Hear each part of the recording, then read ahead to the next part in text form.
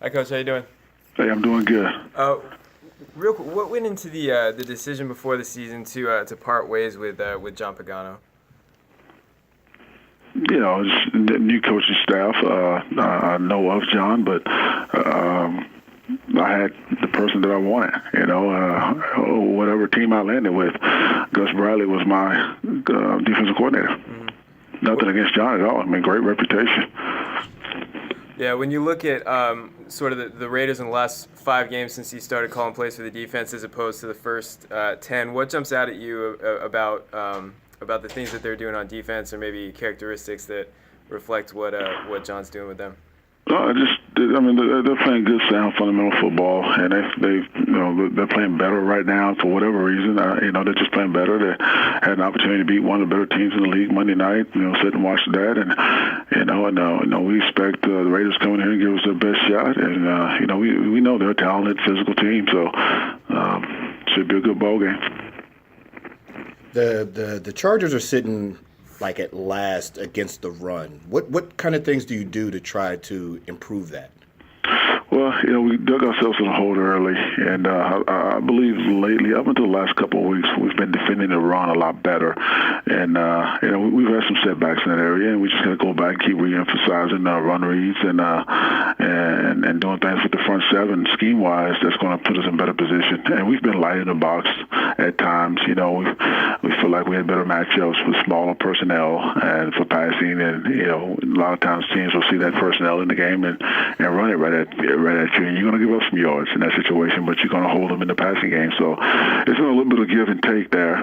But overall, I think second half of the season, the run defense has been a lot better, but just, obviously not good enough.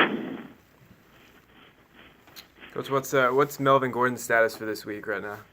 He's day to day. He saw the doctors, and everything's okay structurally. It's just a matter of if he can play with it once we get to the end of the week. And so, we'll work him in slowly and evaluate him at the end. You guys have done a really good job of protecting Phillip this season. When you look at sort of the challenge the Raiders present as just a pass rushing team with Mack and Urban, what do you think of just that matchup kind of coming into? Well, we kind of, that's a tough matchup, man. But our whole division has been tough in some regards. We see these great pass rushes every single week, and that's just becoming the norm in the National Football League. But Mack can take over a game, if you let him. So we definitely have to have some things in our protection scheme, to help keep Phillip on 2 feet, because this pass rush it can be lethal. The elephant in the room being crowd attendance. When you were in San Diego, the last game of the season, it was overwhelmingly Raider fans. Now that they're in L.A., have you talked to the players about preparing for that environment? Because we would expect to be like heavy Raider fan presence there too.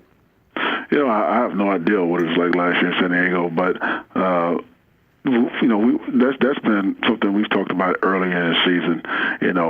California is a great place to visit. If you want to watch your visiting team, a lot of visitors, if they're going to go somewhere to watch their team on the road, it's California. And so, we do get a lot of opposing team fans at the StubHub.